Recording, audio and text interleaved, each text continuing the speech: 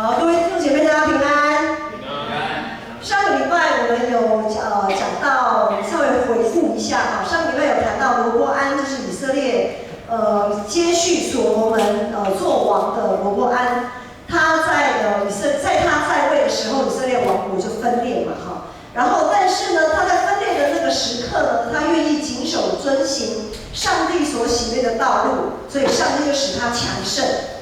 可是好景不长，就强盛了3年，因为他只坚持坚持了3年要走上帝的道路，所以呢他强盛了3年。当他强盛的时候，他又离开了上帝，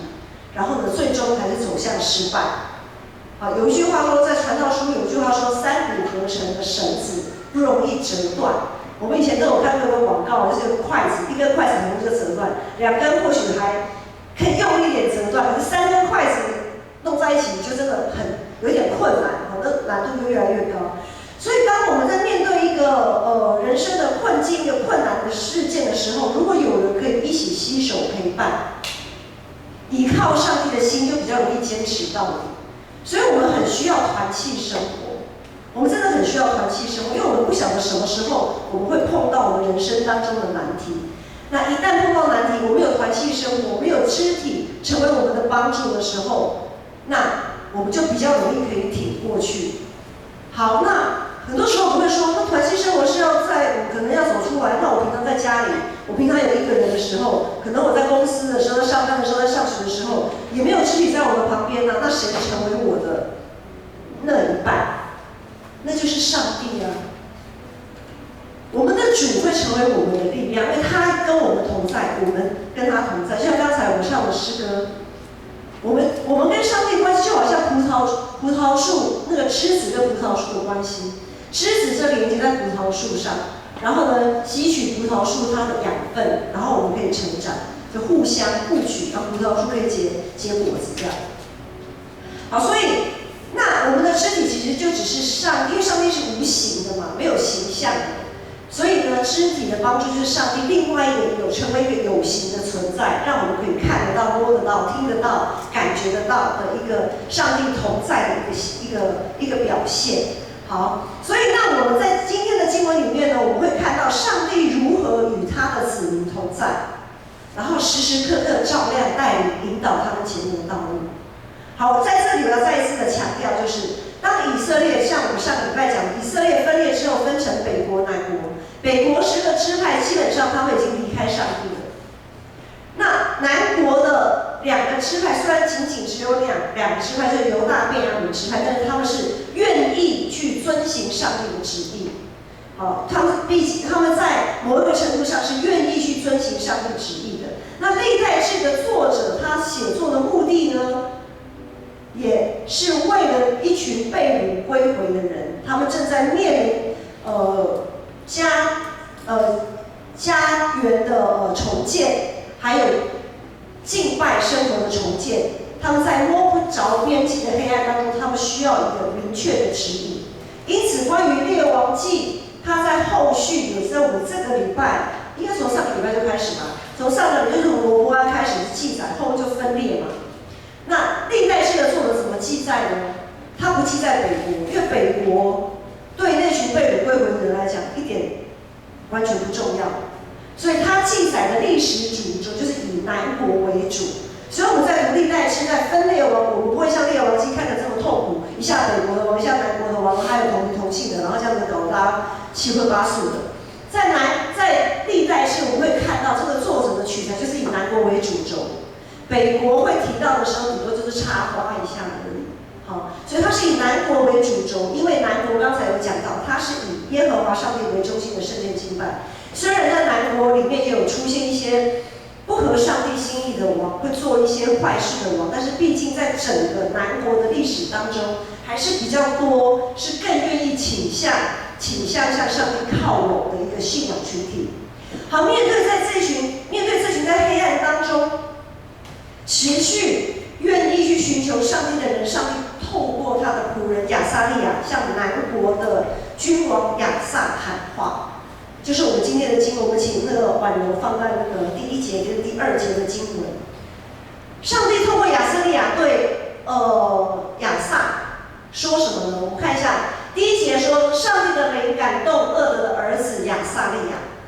这是一个非常明确的，当上帝的灵临到谁的时候，他就成为上帝所使用的先知。好，那亚撒利亚呢，他就出来迎接亚撒这个王，对他说：“亚撒和犹大、便雅悯众人啊，要听我说，你们若顺从耶和华，耶和华必与你们同在；你们若寻求他，就必寻见；你们若离弃他，他必离弃你们。”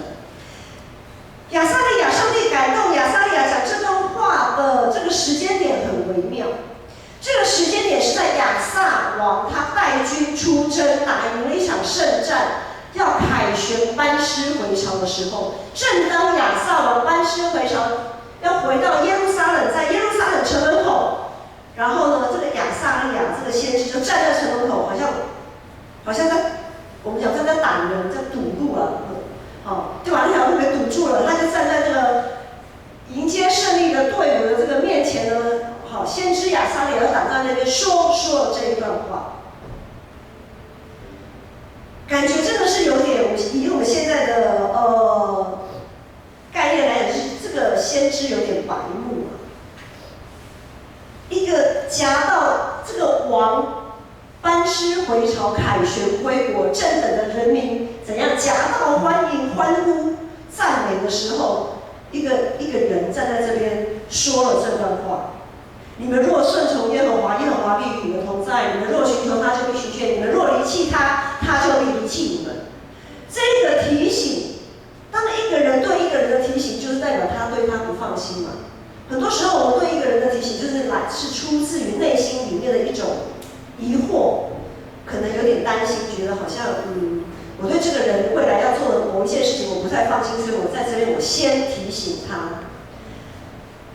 对于一个正凯旋归国的亚撒这个王来讲，是非常的，他可能会觉得，我们讲说很没面子啦，很没面子，当众好像你当众跟我难堪。但是身为上帝的仆人，不论会遭到多少的责难，这个亚撒利亚，一旦他领受了上帝的话语，他就一定要讲出去。他就一定要执行他的任务，因为这是先知他的职分。好，那至于亚撒王呢？亚撒王他也不会因为自己得胜就心骄气傲，因为通常我们人在成功顺利的时候，都比较相对听不太进去别人对我们的提醒，因为代表我过去的经验法则来看，我能够成功，代表我的想法、我的观念是对的。那你现在跟我讲这些是什么意思呢？就是我们会比较在我们顺遂的时候，我们比较听不进去。但是亚撒王他并没有因为这样子他就听不进去。一边是代表国家的君王，一边是上帝所使用的先知。一个是在政治上他是一个领袖的地位，一个在宗教上他是一个领袖的地位，在某个意义上他们都是领袖。但是在上帝的面前，他们学习彼此顺服。他们同样都是上帝的仆人。在马太福音第10章有说，耶稣说，学生不能高过老师，仆人不能高过主人。仆人所遭遇的跟主人一样，那也就够了。好，那我们都是主的仆人，我们也同样是基督耶稣的学生。在上帝面前，我们其实没有什么阶级的分别。就像亚撒利亚跟亚撒，虽然他们在政治或宗教地位上有所区别，在伦理上，人的伦理上有所区别，但是在分别上，在他们的身份上，在地位上，只要在上帝面前，其实都是一样的。好，那当上帝的话临到的时候，即便让人摸不清楚头脑，搞不清方向，或是不晓得上帝这个意思是什么的时候，我们还是要照着去做。牧师举一个例子，比如说，从上个世纪末，牧师有查一些资料我们台湾就是从1991年开始，台湾在各方面各个产业很多方面都需要外籍劳工的帮助，不管是公司行号一些工厂的一些产业，还是居家的一些老人的照顾等等的各种的。我们都需要很多的外籍劳工来加入生产线，因为碍于成本的考量嘛，所以我们就请外籍劳工。那在1991年起呢，根据某个人口学企期刊，还有行政院的统计资料。1991年开始引进外劳，那个时候合法核准的外劳人数有4000人，那个时候只有4000人。可是到去年的统计资料有多少人？到去年的统计资料有71.8万多人，这个很多吧？我们台湾有71.8万多名的外籍劳工，好，所以这是很庞大的一个数字。那这么高的外劳比例在台湾，我们就可以常常听到啊，听到，或者是我们自己经历过，外劳在跟雇主之间的关系，可能他们在宗教上、在语言上、在文化上，常常会跟雇主有产生一些张力，好，产生一些张力。那外籍劳工带给我们的不只是经济面啊，就是整个全体台湾经济面的帮助跟好处，它带来的也不只是生活上的便利，它更能带给我们在信仰上的反省。他们其实可以带给我们信仰上的反省。他们身为一个仆人的角色，特别我们知道，因为宗教、语言、文化等等的不同，我们有很多的磨合期，特别在一开始的磨合期。很多时候，他们其实没办法理解我们讲的话，他们可能听得懂。所谓的听得懂，就是他知道，比如说，你稍微等一下这件事情好了，他们可能听得懂说你稍微等一下。但是呢，牧师要举个例子，就是在台北都会区，因为生活都步调都很快，我们在等一下，你觉得多久叫做等一下？要等多久叫做等一下？几分钟叫做等一下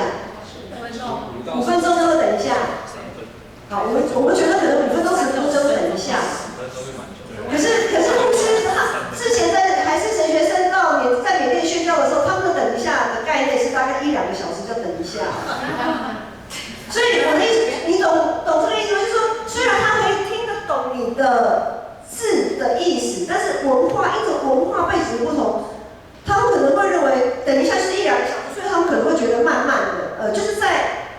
我们来看，可能会觉得他们的一些行动太慢了，那我们就会催他们，那他们可能会觉得说，啊有这么严重吗？需要这么紧急吗？有紧急到这个程度吗？因为他们没办法去意识到那个文化上的差异，好，这个是这样的例子。所以呢，他们很多时候无法理解主人的吩咐，但是即使如此，他们还是愿意尽心尽意的去达到主人的要求，去满足主人的需要。他们不求自己可以理解啊，他们不求自己可以理解，他们就是尽量的满足主人的需要。好，问题就来了，弟兄姐妹，我们在信仰上，我们在上帝面前，我们常常其实也不太能理解上帝对我们说这句话是什么意思。我们常常也不太理解上帝为什么把这个事情摆在我们前面，不晓得上帝为什么让我们经历这一切。就像外劳听不太懂我们主人到底在要求什么，我们真的很多时候我们是无法理解的，因为这个世界常常把我们训练成自己要成为独当一面的领袖，以至于我们有越来越多的时候，我们不愿意弯下腰去做那些苦差事，去做那些不太舒服的事情。很多时候我们没办法理解十字架的重量，但是这群外劳在台湾这么庞大的一群外劳，却可以常常成为我们在信仰上的提醒。我们要在他们身上学习如何做一位上帝的仆人。我们要学习在他们身上学习如何做一位上帝的仆人。好，然后我们再来看第3节到第6节的经文。第3节到第6节这段经文呢，这里说以色列人不信真神，没有训诲的祭司，也没有律法以及考酒的，但他们在极难的时候归向耶和华以色列的神，寻求他，他就被他们寻见。那时出入的人不得平安，列国的居民都遭大乱，这国攻击那国，这城攻击那城，互相破坏，因为神用各样灾难搅乱他们。这个时候，第5节说的那时是什么时候呢？这段经文在讲什么？这段经文我们会发现，这段经文它忽然转用第三人称，这段经文是在回顾那一段没有上帝失去次序的一段日子，是双重回顾。第一重回顾是什么？第一重回顾是这个历代志的作者在回顾大卫在设立祭司利未人的制度、敬拜制度之前那个混乱的日子，也是我们之前有读过士师记，还记得吗？士师记里面有讲到说，那个时候没有上帝，大家都各自行各自看做好的事，每一个人都作恶作坏。好，一方面的回顾是那一段，就是大卫这个王他还没有设立祭司敬拜制度的之前的那一段以色列的黑历史。另外一层的回顾呢，就是在以色列灭亡之后被抓到掳到巴比伦，然后再回国，就是他们现在就是历代志的读者那个当下的那个时间点，他们被掳到巴比伦，失去敬拜，失去上帝律例典章的那个黑暗的日子。所以历代志的作者在这里告诫他的读者啊，离开上帝的日子就是会像这个样子，会不断看见人性的贪婪丑陋。在看动物频道的时候，看到那个猛兽猛禽，它在抓取、抓撕猎它的猎物的时候，看起来画面是非常的残忍凶残，但是呢，他们是为了填饱肚子。猛兽是为了填饱肚子才掠食，但是我们人呢？我们人性的贪婪会因着永无止境的欲望，可以任意践踏别人的生命。我们可以看到，像刚才讲的外籍劳工，很多外籍劳工，比如说像在渔船的、渔业的那种，我们常常在新闻上看到很多雇主不善待他们。雇主为了自己赚钱，然后呢，践踏他们的生命，践踏他们人生的、他们的人权。很多时候，我们的人的丑陋，其实比那些猛禽在抓撕猎物的时候更残忍。人类的历史的推进，一直是在人道考量跟经济利益上有很大的张力，特别在上个世纪末整个经济大起飞之后。人道考量跟经济利益一直都有很大的张力。人道考量这一边是象征着上帝创造生命有机体，寻求共荣共存和平的一个社会。但是另外一边呢？另外一边为了经济利益上，就是一直在堆积欲望的巴别塔。当这两边失去平衡的时候，当上帝的仆人转而变成欲望的仆人的时候，就会变成第5节、第6节讲的这样子，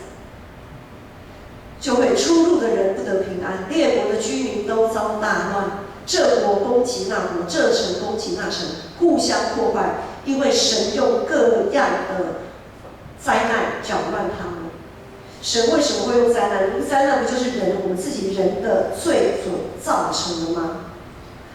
弟兄姐妹，我们来教会参加聚会，就是不断透过上帝的话，帮助自己放下社会的价值观，放下你在社会上的地位，不管你是主管，第几级的主管，还是最高阶的，不管你的阶级多高，我们都要重新放下那些，重新回到上帝面前，找回我们成为仆人的这个身份。更透过在圣灵里的团契，肢体之间的彼此的劝勉安慰，常常保守自己的心，可以在暴风当中可以更坚定，持续的仰望主耶稣基督的恩典。在主的羽翼底下，仆人在主人的羽翼底下，仆人一定他的生活是一定有保障的。就好像我们要请外劳，正常来讲，我们都会提供他吃住，对不对？他不用烦恼他没有地方吃住，没有的住，没有的吃，因为这是主人应许要给他的。所以，如果我们以一个基督徒的雇主的身份，我们都可以这样子，我们身为一个人，我们都可以这样子来善待我们的仆人，那更何况我们的主耶稣呢？他岂不将我们所需要的早就加给我们了，而且不只是他应许给我们的，是额外的恩典，额外许许多多的恩典，他都会加给我们。所以成为上帝的仆人，其实真的是非常幸福的一件事情。成为上帝的仆人，仆人这个角色感觉上好像好卑微哦，好不值哦。但是我们真的要说，成为上帝的仆人真的很幸福。我们的生活真的很有保障，我们的生活、生命各方面都很有保障。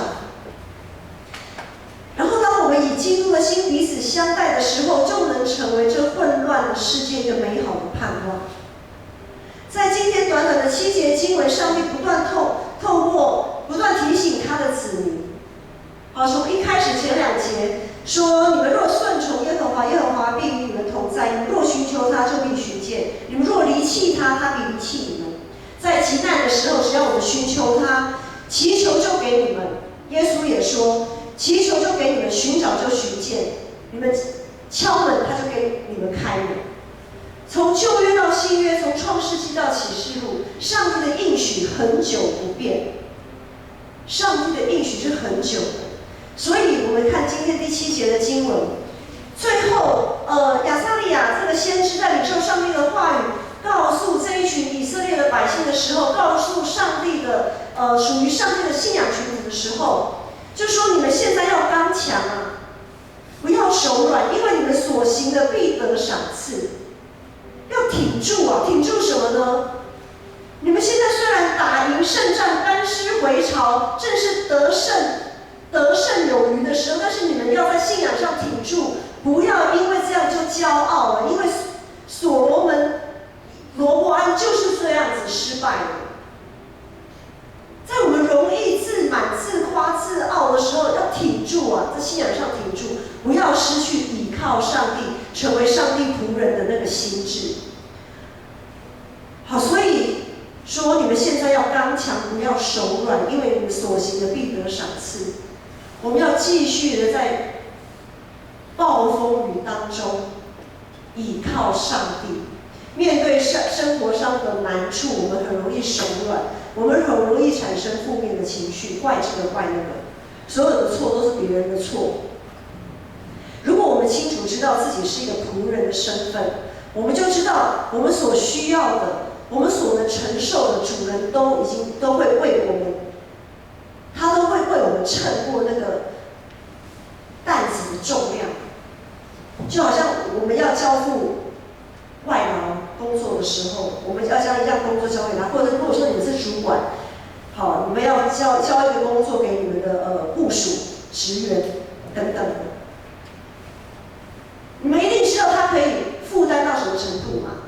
对不对？如果他还是一个新手，还不太能承担的时候，上帝不会把太重的，就是你们不会把太重的东西给他，上帝也不会把太重的东西给我们。意思就是说，上帝会按着我们生命的能够承载的重量，他会把不同程度的十字架任务托付给我们。他不只是把这个重担托付给我们，他也一定会把从死里复活的大能为我们预备妥当。其实我们都有，当上帝把一件事情交托给你的时候，你就一定有可以承担的能力啊！刚才有报告讲到，现在还有社青的会长跟青少青的会长，就是青年的会长、少年的会长还没有选，我不晓得选出来了没有。不要害怕，不要叫人小看你的年轻，因为你们在凡事上都可以做人的榜样。很多时候我们都会一直推，不敢当会长，你要有信心去支取啊，因为你的枝子是连接在葡萄树上的。葡萄树会供应你养分，葡萄树会供应你养分。所以站在人生的十字架面前，我们要做什么选择呢？面对那个十字架，我们是会像犹大一样出卖耶稣，把一切的灾难都怪在耶稣头上，然后呢，就按着自己觉得应该是怎么样，可以自己按着自己可以理解的方式去做。我们会像犹大这样子吗？还是我们会像那一些安静在十字架旁边，虽然有了锥心之痛，虽然有的完全无法理解的状况，但是他们还是愿意静静的在十字架旁等候的那一群妇人。当耶稣被钉在十字架上的时候，那我们又如何面对自己的十字架？我们要选择哪一个？我们是要选择犹大，还是选择我们要成为那一群妇人？我们是否对我们的主人有足够的信任？我们是否对我们的主有足够的信心啊？这个答案我们要在心里自己琢磨。借由上帝的话，再一次的提醒大家：你们要刚强，不要手软。你们要刚强，不要手软，因为你们所行的必得赏赐。在这个弯曲背谬的时代，不要轻看自己在暴风雨中所能为主做的一切。很多时候，可能我会觉得说：我的生活已经够苦了，我光是能够好好的活着就够了，我好像很难为主做什么。弟兄姐妹，我们都知道台风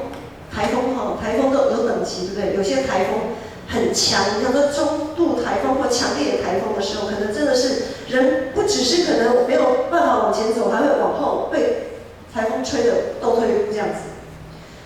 在那么大的暴风中，我们如果光是能够站定的稳，即便我们好像看起来没有往前，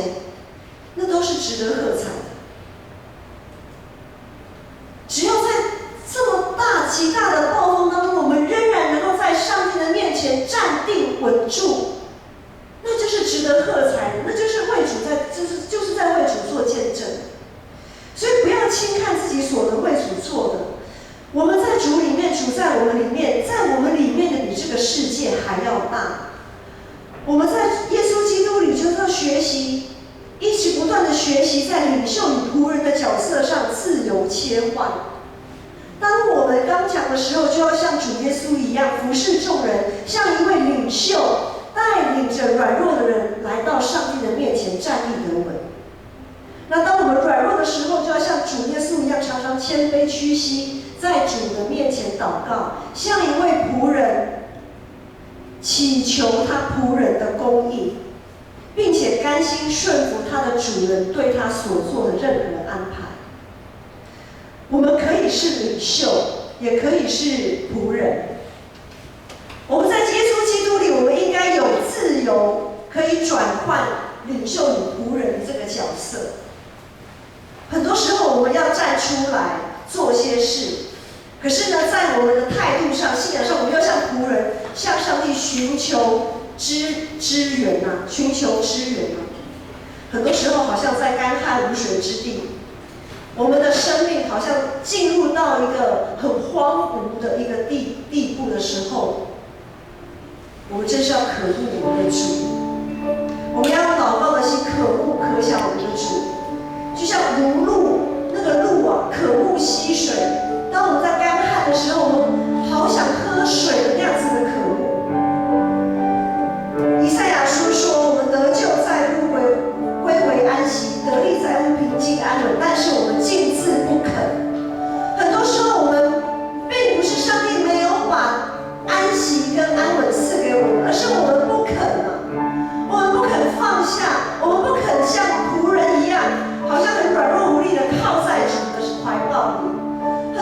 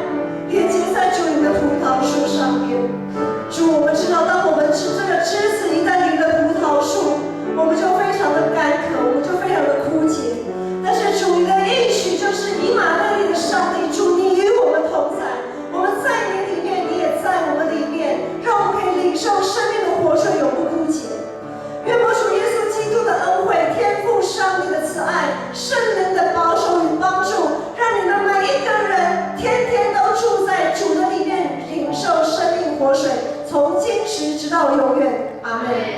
Amen